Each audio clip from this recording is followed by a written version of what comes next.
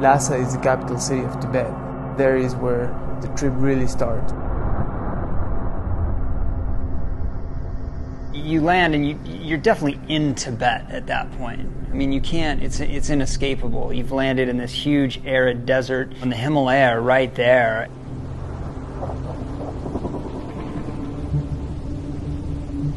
Once you're in Lhasa, you feel very much like you're in motion and you're on this expedition.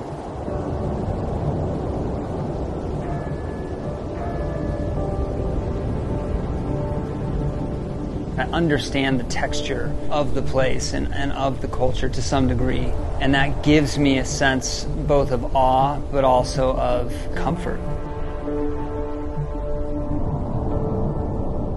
We will spend a couple of days there just decompressing, the traveling and resting a little bit, and then we start driving. The mood on the way to base camp was intensely positive. It just feels like, yeah, we're here, you know, and there's anticipation, there's desire, there's all the things that make goals worth pursuing.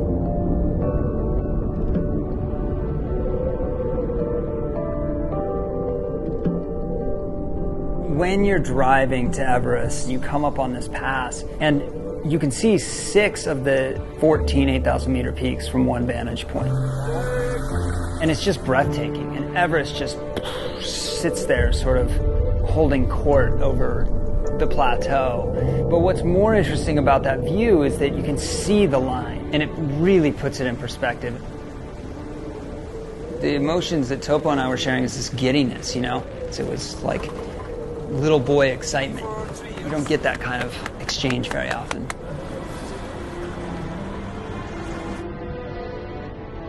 Topo, what are we seeing out the window? Our month, Everest. First looks, this close. Base camp is like half hour away.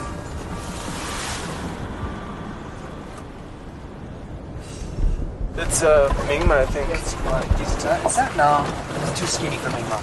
You know how to ask these people? Wait, this is our boys. This is our team. Hello, brother. Hello. How are you? I'm good. Yeah? How's everything? Good. It always feels like a family reunion when we arrive because, you know, we've known so many members of our team for so long. This is me, the stick bug. Everest is right there. And that's when it really hits home. You're looking at this mountain, and the whole thing that you've put together in your brain sort of becomes real and concrete, and yet at the same time, the idea of completing that falls apart like a house of cards. Because you understand how massive the goal really is. Now that the process is over, how do we do this thing?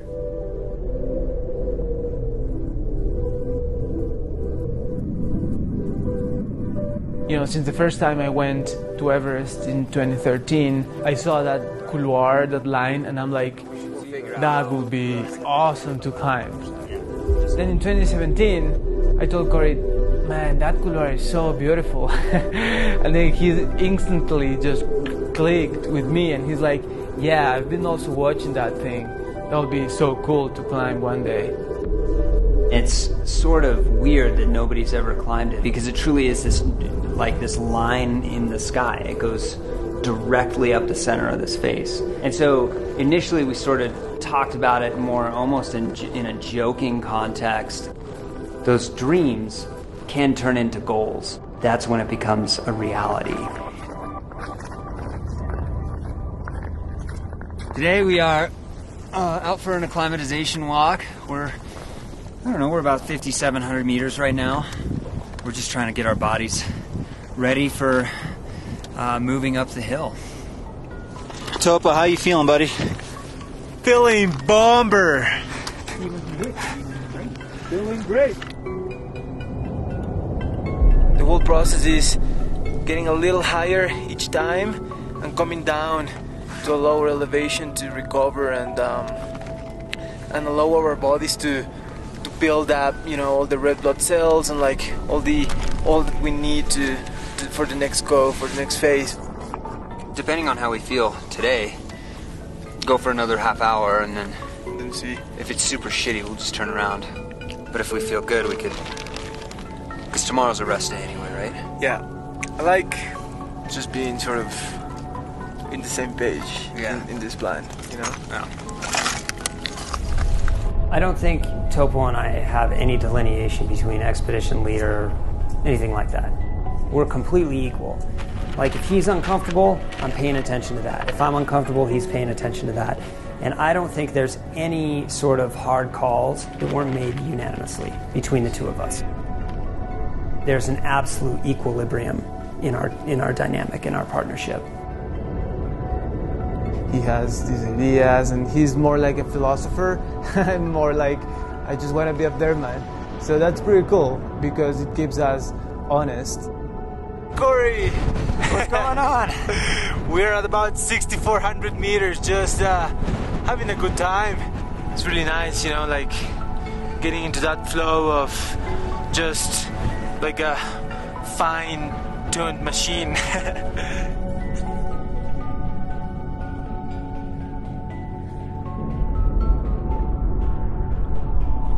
Just taking in some of the blue hour, watching the mist kind of roll down the Rongbuk. Got some snow this afternoon, and tomorrow we're going to head up to interim camp for 1 or 2 nights and then make our way to ABC. So getting higher. Topo and I will see the route for the first time this season.